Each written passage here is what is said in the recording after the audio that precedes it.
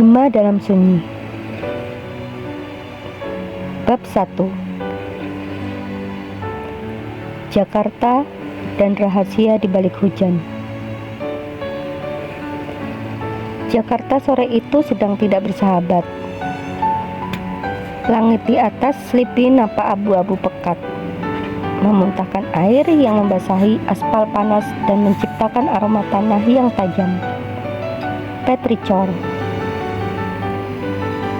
Di sebuah sudut kantin SMK, gadis itu, sebut saja ia Kirana, duduk termenung menatap rintik hujan.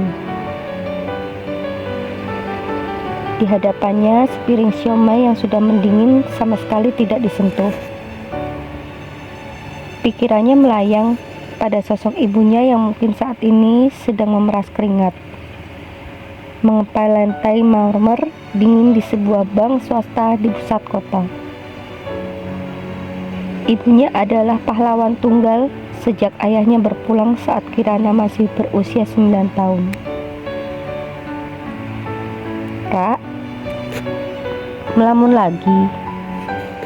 Suara bariton itu membuyarkan lamunannya. Kirana menoleh.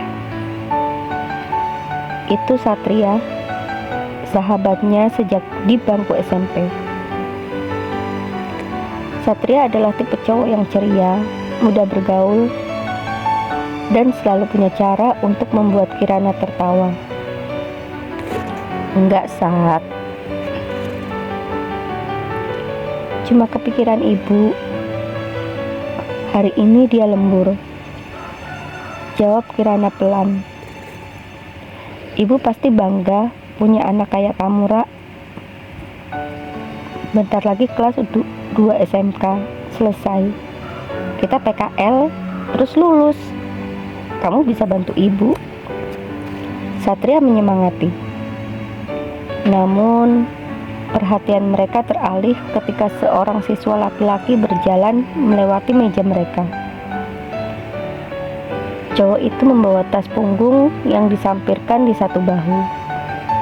Tatapannya lurus ke depan, dingin, dan seolah ada tembok kaca yang memisahkan dirinya dengan dunia luar. Dia adalah murid pindahan dari luar pulau itu. Namanya Adrian.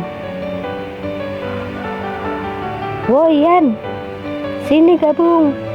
teriak Satria ramah, melambaikan tangan. Adrian berhenti sejenak, menoleh dengan tatapan datar, lalu kembali berjalan tanpa sepatah kata pun. "Dih, sombong banget sih itu anak," cetus Kirana kesal. "Kamu udah baik-baik ngajak, dia malah kayak gitu. Dasar nggak punya sopan santun." Satria terkekeh. Mungkin dia cuma butuh waktu, Ra. Jakarta kan keras buat orang baru. Keras bukan berarti boleh kasar, Sat. Aku benci tipe orang kayak gitu, gerutu Kirana. Tanpa Kirana sadari, kebencian seringkali merupakan selaput tipis yang menutupi rasa penasaran. Dan takdir punya cara bercanda yang aneh di Jakarta yang sesak ini. Seminggu kemudian, guru sosiologi mereka, Bu Ratna, memberikan tugas kelompok yang akan mengubah segalanya. Kelompok 4, Kirana, Satria, Maya, dan Adrian, ucap Bu Ratna tegas. Jantung Kirana seolah berhenti berdetak. Ia menoleh ke arah Adrian yang duduk di pojok belakang. Cowok itu tetap diam, namun mata mereka sempat beradu selama 2 detik. Ada sesuatu di mata Adrian, bukan sekedar kedinginan, tapi kesepian yang mendalam. "Oke, tugas kalian adalah observasi lapangan. Tema, sisi gelap Jakarta, kehidupan anak jalanan. Saya beri waktu 1 minggu untuk mengumpulkan laporan wawancara," lanjut Bu Ratna.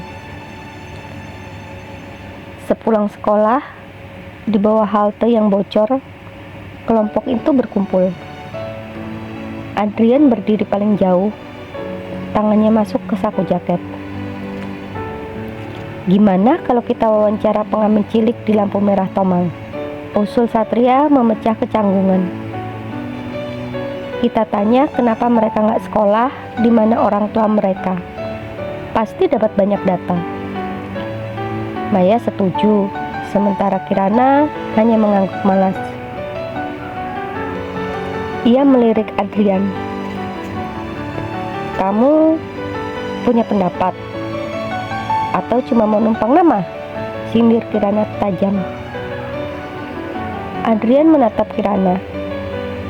Untuk pertama kalinya, Kirana mendengar suaranya secara langsung. Berat dan serak. Aku ikut saja. Kasih tahu jam berapa. Selama seminggu mengerjakan tugas itu, tembok yang dibangun Adrian perlahan runtuh. Di balik sikap cueknya, Adrian ternyata adalah pendengar yang baik.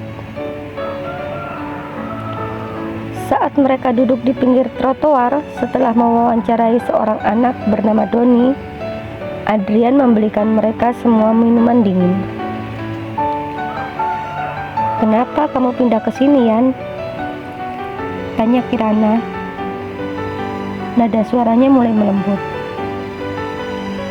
Adrian menatap gedung-gedung pencakar langit yang mulai menyalakan lampu-lampunya.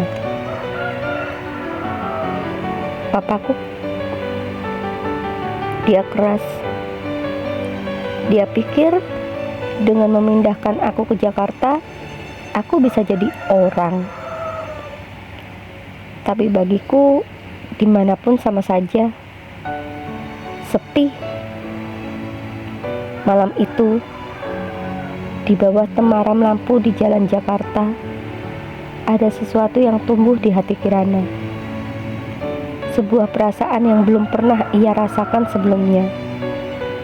Namun, ia tidak tahu bahwa perasaan inilah yang nantinya akan membawanya ke dalam pusaran tragedi yang terbayangkan, yang tak terbayangkan.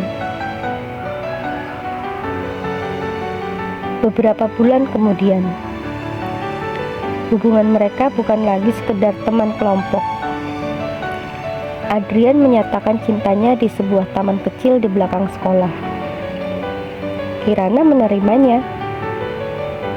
Adrian adalah cinta pertamanya. Pacaran mereka lugu, hanya bergandengan tangan, makan bakso di pinggir jalan, dan Adrian sering menemaninya menunggu ibu pulang kerja. Sampai suatu sore hari, sebuah insiden di lapangan basket mengubah garis hidup mereka. Kirana yang sedang menonton kakak kelas bertanding, tiba-tiba terhantam bola basket tepat di pelipisnya. Pandangannya mengabur. Sorak-sorai di lapangan berubah menjadi dengungan panjang. Tubuhnya luruh ke lantai semen. Kirana! Teriak Satria adalah hal terakhir yang ia dengar sebelum semuanya gelap. Ketika Kirana terbangun di UKS, kepalanya masih berdenyut hebat. Adrian ada di sana, memegang tangannya dengan cemas. Kamu pulang ya? Aku sudah minta izin ke guru. Aku antar sampai rumah. Bisik Adrian lembut. Kondisi rumah sedang sepi sore itu. Ibu belum pulang. Di dalam kamar yang hanya diterangi cahaya sore yang masuk lewat celah jendela, rasa pusing Kirana perlahan hilang, berganti dengan atmosfer yang berbeda. Kedekatan yang selama ini terjaga mendadak kehilangan kendali. Di kota yang tak pernah tidur ini, dalam sebuah momen kelemahan dan luapan emosi remaja, mereka melintasi garis yang tak seharusnya dilewati. Selain itu, hanya ada kesunyian yang mencekam. Kirana duduk di tepi tempat tidur. Air mata mulai mengalir. "Jangan takut, Ra," bisik Adrian. Suaranya bergetar hebat. Aku akan tanggung jawab. Aku janji." Kirana tidak tahu bahwa janji itu akan dibayar dengan darah. 1 bulan berlalu, dan siklus bulanan Kirana tak kunjung datang. Dengan tangan gemetar, di dalam kamar mandi, ia melihat 2 garis merah pada alat tes kehamilan yang dibelikan Adrian. Dunia Kirana runtuh. Namun yang lebih mengerikan adalah apa yang akan dikatakan ayahnya Adrian. Seorang pria yang memegang teguh prinsip agama yang berbeda dengan Kirana. Saat tahu anaknya telah menodai masa depannya sendiri. Akankah cinta mereka bertahan di tengah badai perbedaan dan dosa yang mereka perbuat? Ataukah ini awal dari akhir segalanya?